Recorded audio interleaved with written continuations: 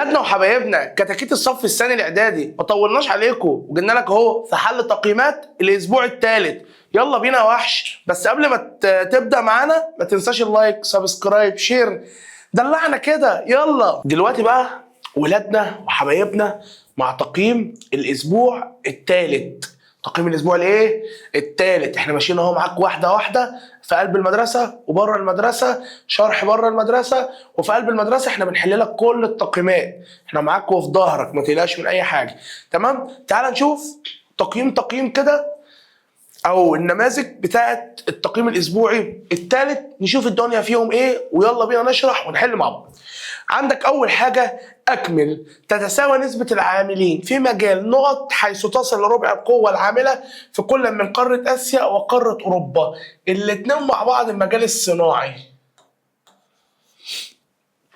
طيب قعد كتابه العباره بعد تصويب ما بها من خطا. تنتشر الملاريا والكوليرا في دول قاره اوروبا. غلط، اسيا، لان دي اصلا المرض زي الملاريا ده بينتشر اصلا في المناطق الاستوائيه، والمناطق الاستوائيه دي موجوده في اسيا، يبقى دول قاره اسيا. اكتب نتيجه واحده ترتبت على مشاركه اسيا واوروبا في مبادره الامن الصحي العالمي. تعزيز يعني تقويه. تعزيه ايه؟ تعزيز حمايه او تعزيز الحمايه من الأوبئة والأمراض. طيب بما تفسر تضاعف عدد أطفال قارة آسيا عن قارة أوروبا. قال لك قارة آسيا أولا عندها حرص على الزواج المبكر، دي رقم واحد. رقم اتنين إن هم غير إن هم حريصين على الزواج المبكر، اتساع شريحة الشباب في سن الزواج. طيب ده على ساحة العبارة التالية. لعبت اللغة دور مهم في ترسيم الحدود، حيث تم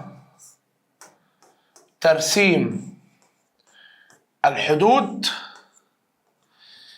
دول وسط أوروبا على أساس لغوي بعد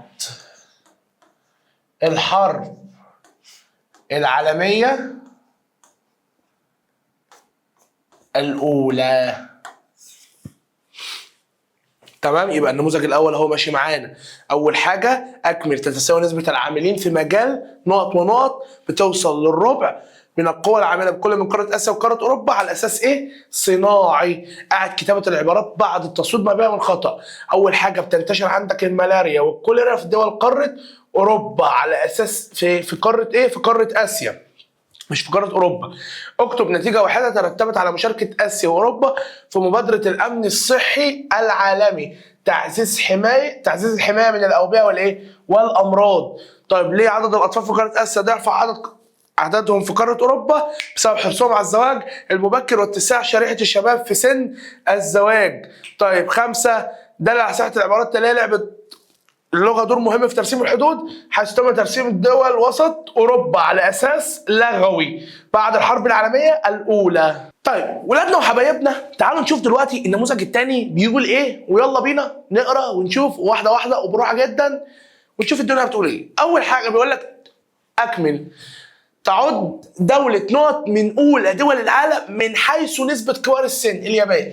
من غير ما أكمل. أنت طبعا لازم تكمل السؤال للآخر. لازم تكمل السؤال للآخر. أنا المفروض ما كنتش أعمل كده، أنا هقرا السؤال كله للآخر. تعد دولة نقط من أولى دول العالم من حيث نسبة كبار السن. أول دولة هي الإيه؟ هي اليابان. طب 2 قاعد كتابة العبارة بعد التصويب ما بها من خطأ. تعد امراض القلب والاوعيه الدمويه والسكري من اشهر الامراض بقاره اسيا. اسيا هي اللي غلط، يبقى انت هتكتب كل ده تاني بس هتشيل اسيا وتحط ايه؟ اوروبا بس. خلصت. اكتب نتيجه واحده ترتبت على ظهور الاقتصاد الفضي. ترتب على ده ان هو تقدموا لهم خدمات. تقديم خدمات لكبار السن، الاعتماد عليهم في الانتاج. انا هعمل ايه؟ انا دلوقتي ما عنديش غيرهم كبار سن، عندي نسبه منهم كبيره، فانا لازم ان انا اقدم لهم خدمات واوفر لهم احتياجاتهم عشان في الاخر اعتمد عليهم فين؟ في الانتاج.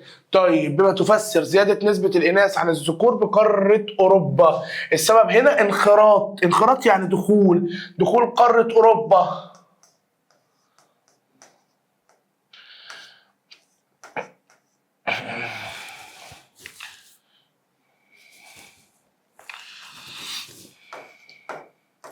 دخول قاره اوروبا في الحرب العالميه الثانيه. طيب دل على صحة العبارة التالية: تعد قارة آسيا من أكثر قارات العالم فيها تنوع لغوي، أو في التنوع اللغوي، إن هي لوحدها بتضم 2300 لغة، يعني فيها حوالي ثلث لغات العالم. دلوقتي بقى اولادنا وحبايبنا، دلوقتي بنشوف النموذج الثالث بيتكلم على ايه. نقرا واحده واحده ونفهم واحده واحده. ورقك وقلمك معاك، ركز يلا معايا. بيقول لك هنا: اكمل تعد نقط تاني دول العالم من حيث نسبه كبار السن. ايطاليا.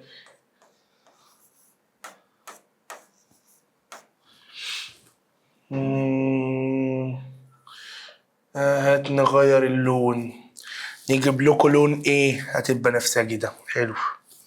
تمام. بيقول لك: قاعد كتابه العباره بعد التصويب ما بها من خطا تنتشر بقاره اوروبا الامراض المنقوله بالغذاء والماء مثل الكوليرا والالتهاب الكبدي. لا، قاره اسيا. قاره ايه؟ قاره اسيا ولادنا وحبايبنا. ياه، البرد ده فظيع.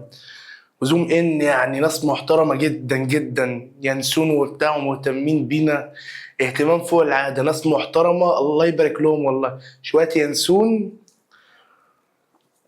هيموتوا البرد. البرد اصلا مموتني، يعني انا وانا بحل انا مش شايف، لساني اصلا لازق في سقف حلقه، عينيا كده مش شايف. ان الحمد لله ان انا معاكم اصلا، بس شويه ينسون زي العسل.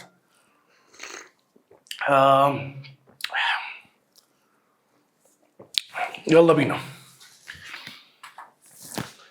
تمام. يبقى نرجع تاني لموضوعنا. يبقى تنتشر بقاره اوروبا الامراض المنقوله بالغذاء والماء بقاره اوروبا، لا بقاره اسيا. يبقى انت هتكتب كل الجمله دي تاني في كتاب حضرتك، بس هتغير بدل اوروبا تبقى ايه؟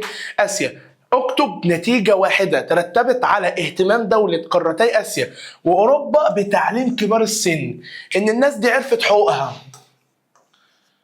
يبقى معرفه حقوقهم،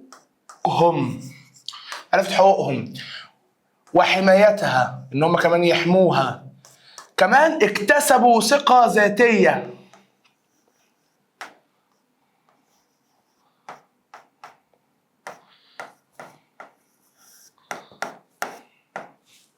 طيب بما تفسر زيادة نسبة الذكور عن الإناث بقارة آسيا. هنا بسبب الإيه؟ بسبب الهجرة من أجل العمل بدول آسيا. دل على صحة العبارة التالية: فرض لغة معينة كلغة رسمية قد يكون أحد العوامل المؤدية لتقسيم الدولة. الدليل على الكلام ده مثل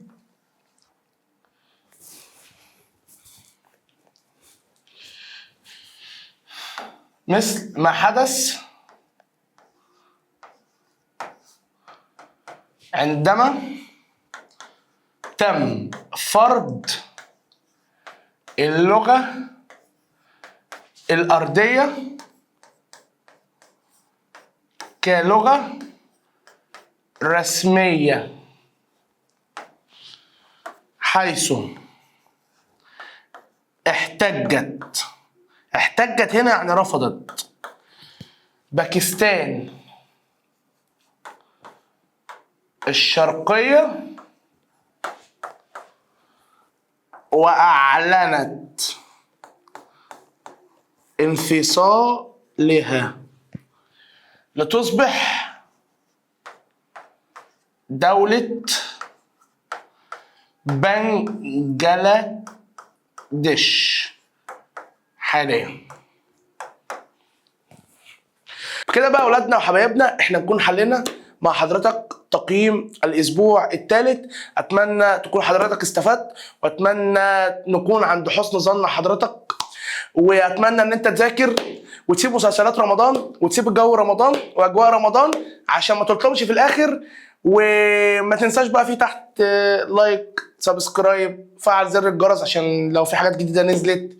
ادعمنا كده، احبك، يلا سلام عليكم.